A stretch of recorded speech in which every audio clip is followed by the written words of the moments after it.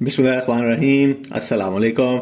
ये जी इस वक्त सबसे अहम खबर कंपनी की ये है कि अब बैंक अकाउंट्स पे सब कुछ आ गया और साफ साफ बता दिया गया है कि जहां आपने इतना इंतजार किया है साल से ज्यादा, वहां और इंतजार करें। तासुर ये दिया जा रहा है कि जी ये कोई मसला ही नहीं है, आपने इंतजार करना है। हमने यानी कि लीगल टीम ने केस करना है, 2 से 3 महीने लगेंगे, चले 6 महीने लगेंगे, अकाउंट्स ओपन हो जाएंगे और सबको पैसे वापस मिल जाएंगे। तो आप लोगों को मसला क्या है? साथ ही ये तासुर भी दिया जा रहा है कि जी सीओ साहब ने जेल में इतना मुश्किल वक्त गुजारा है और आप लोगों ने आते ही उनको परेशान करना शुरू कर दिया है, बेसब्रे हो रहे हैं, मैसेजेस पे मैसेजेस हो रहे हैं। क्या ये वाकई इतना आसान है जितना कंपनी को लग रहा है? वो आज की वीडियो में हम देख लेते हैं। सवाल जिस पर अभी तक कंपनी ने कोई बात नहीं की वो ये है कि अगर नैब के बैंक अकाउंट्स ओपन नहीं होते तो फिर क्या होगा। देखें, ये एक लीगल केस है। जहां भी केस होता है वहां पे एक फरीक के हक में फैसला आता है, इनके खिलाफ भी फैसला आ सकता है।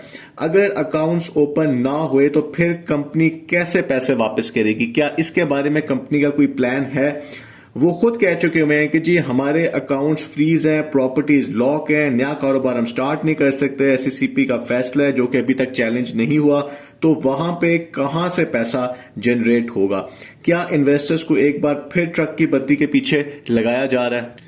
अगर नैब कोर्ट ओपन नहीं करता तो ये लोग इस्लामाबाद हाई कोर्ट जाएंगे, सुप्रीम कोर्ट जाएंगे, इसमें टाइम लगेगा।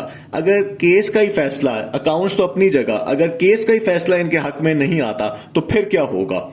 इन सवालों के जवाब जो है कंपनी ने अभी तक नहीं दिए और इन्वेस्टर्स का यह हक है कि उनको ये बात बताई जाए।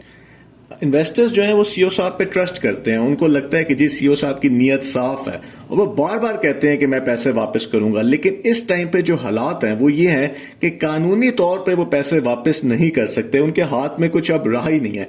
ये बात उनको साल से पता है कि जब इनके अकाउंट्स फ्रीज हैं कि वो इतना पैसा वापस नहीं कर सकते।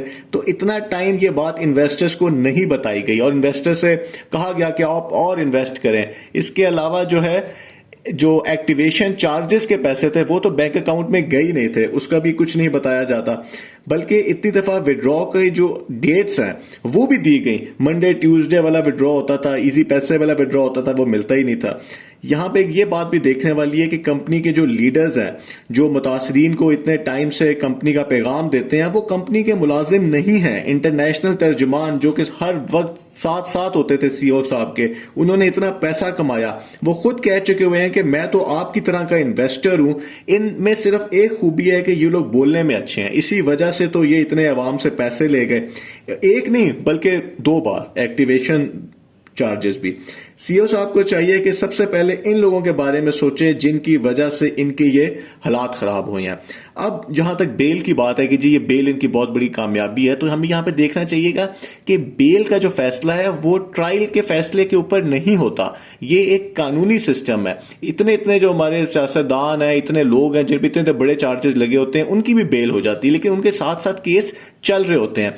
इनके लिए बड़ी खबर उस वक्त होगी जब इनका फैसला इनके हक में आता है। उतनी देर तक क्या इन्वेस्टर्स वेट करते रहेंगे? अगर हम माजी को देखें तो जब से ये केस स्टार्ट हुआ है पहली हियरिंग से, तो मुतासरीन को सही बात नहीं बताएगी। हर वक्त यही कहा जाता था कि जी आप अपना काम करें, मैनेजमेंट को अपना काम करने दें। यही यूट्यूबर्स कहते थे कि जी आपको इससे कुछ नहीं है, लीगल टीम सब कुछ देख लेगी, मैनेजमेंट सब कुछ देख लेगी। और जब केस चल रहा था तो हर हियरिंग पे यही होता था कि जी 90% केस तो हम जीत चुके हुए हैं।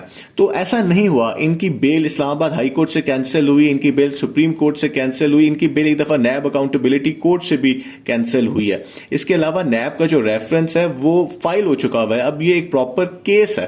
तो इसके ऊपर इतना आसानी से कह देना है कि जी बैंक अकाउंट्स ओपन हो जाएंगे, तो शायद ये इतनी ठीक बात नहीं है। इसके ऊपर हो सकता है कि फैसला इनके हक में आए, हो सकता है कि फैसला इनके हक में ना आए। ये बात नहीं बताई जा रही कि अगर फैसला इनके हक में नहीं आया फिर क्या होगा। क्या इनके पास कहीं पैसे हैं? क्योंकि ये तो कह रहे हैं कि जी पैसे मेरे पास नहीं है देने के लिए। तो ये है जी इस टाइम के ऊपर सिचुएशन। देखते हैं आगे क्या होता है जी। बहुत बहुत शुक्रिया।